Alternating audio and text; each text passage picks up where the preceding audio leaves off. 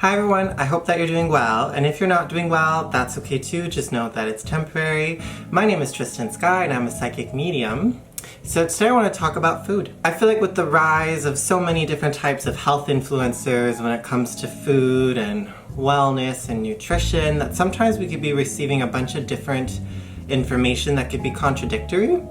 So this is just what I think from a more spiritual perspective. In many ways, we're all the same. If we all drink water, we will all be hydrated. If we all don't drink water, we will all be dehydrated. If we all consume poison, then we will all be poisoned, so on and so forth. But I think it's important to acknowledge that in a way that we're all the same, we're also all different. For instance, even your zodiac sign can influence the way you digest food. And each zodiac sign would need different types of food depending on their astrology sign. This would be your sun sign. For instance, Mercury-ruled signs like Gemini and Virgo tend to have a more hyperactive nervous system and therefore need more easily digestible foods and tend to do better with smaller meals versus bigger meals throughout the day. Another example is Aries. Aries tend to have a lot more energy. Aries tend to not like to sit still, and they tend to burn more calories than the average person and tend to do much better with high protein, high fat diets. They like to eat because the more you eat, the more energy you can use. Your zodiac sign can really influence your body and therefore the types of foods that it needs and also the type of workout regimens it needs, etc. So you can even just look into your astrology sign or your astrology birth chart to know what kind of foods you need. All of this is to say is that we all need different types of food depending who you are, your lifestyle, your zodiac sign, and what you need. What we should do, which could be harder for some than others, is to truly listen to our bodies. I know it sounds cheesy, but it's to actually look at what's my body needing. Is it water? Is it protein? Is it a vitamin? What does my body need? What is it being pulled towards? If it was just my head and my longings, I would eat chocolate cake for breakfast, lunch, and dinner. But that's not what would make me feel good. So it's about noticing how food truly makes me feel.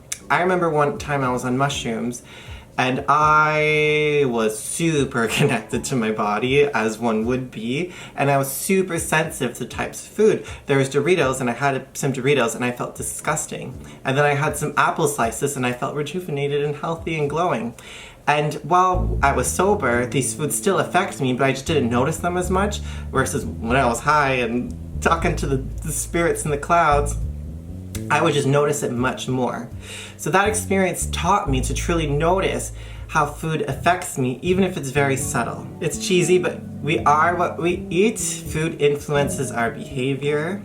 So I think one of the biggest questions is eating meat or is being a vegetarian/vegan better for your health? So I was a vegetarian for 6 years. What I came to discover is I am someone that loves nature. I do kiting exercises almost daily. I walk barefoot in the grass. I hug the trees. I talk to the plants. And I was able to discover that, like people, like animals, plants also have a consciousness. So even if you hug a tree, it almost like its energy hugs you back. If you send love to a plant, it almost loves you back. For instance, there were studies where there was two plants growing, and one plant they would say, "I love you, you're beautiful," and it would grow and bloom, and the other plant, like, "I hate you, you're ugly, you're stupid," and it wouldn't grow and it would die. It's that plants are even affected by vibes. So here we are, if we're cutting down trees and treating nature as objects, the plants will cry, the plants will yell. Obviously you can't hear them with your physical ears, but you can with your clairaudience, with your clairvoyance, with your psychic abilities, through sensitivity. I was able to see that plants feel pain. And what I want to say is that we are all one. Animals, plants, and humans. There's no hierarchy. To see as animals below us or to see as plants below us is very egocentric.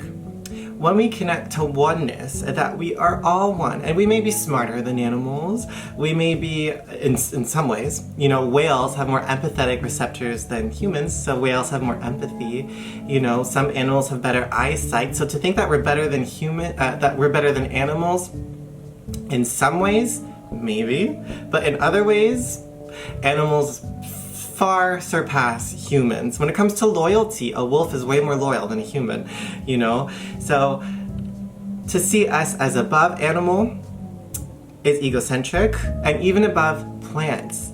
For instance, mushrooms, I think, are the smartest species on Earth. If you connect to the energy of a mushroom, they're way more intelligent than any animal or any human. So by hearing the whispers of nature, which is animals and plants combined, is that some of them like to be of service to us. Like wheat loves to be of service. It wants to be cropped and used and make food with bread and everything. And some animals, like cows, you know, and chickens, understand that they are meant to be sacrificed for us. Animals feel pain, animals have an energy, so if we shove them all together and kill them all in an inhumane way, that creates an energy, right? In their bodies, in their aura, and then we consume that energy. It's not a vibe. If it's done in a humane way, which I really feel like is done, like let's say a deer is in the forest and it's just super happy and it dies super quickly, well, that's very beautiful. And if we do a prayer and a meditation with the animal, it's almost like it just creates a loving vibration for the animal and its passing, and then we can consume that meat, and I think it's healthy. But that's not what we see today in society. We treat animals as objects and then we eat them, and that's not sacred and that's not healthy. It's the same with fruits and vegetables. If we just see fruits and vegetables as objects and we just cut them and put them in salads and we eat it, that's the same thing, and the plants will cry. If we treat it with respect and we honor the tree and honor the plants and say thank you for its fruits and vegetables, and we consume that, it has a much better energy and a much better vibration, and then it creates a much more healthy and healing energy that we consume as well. I think it's also just about your vibe. So if you have a loving and kind energy towards all living beings, whether it's plant, animal, and human, you radiate that energy, and I just think your aura is much more pure and much more beautiful. If you treat animals with respect, and if you treat plants with respect, and you eat whatever one you choose to eat for its benefits, if you need more protein or vitamins or whoever you are, whatever lifestyle you live, if you treat it with respect, then you vibrate that respect as well.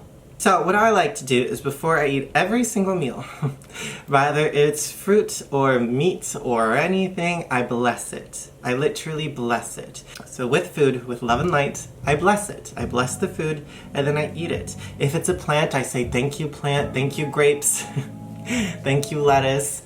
And if it's animals, I say thank you pig, thank you cow, thank you chicken. I bless it. And even if it's not real, if this is all hocus pocus, the energy it creates within my body, I think is beautiful. And I think there's a love and light essence that I emanate. And I think that is worth it.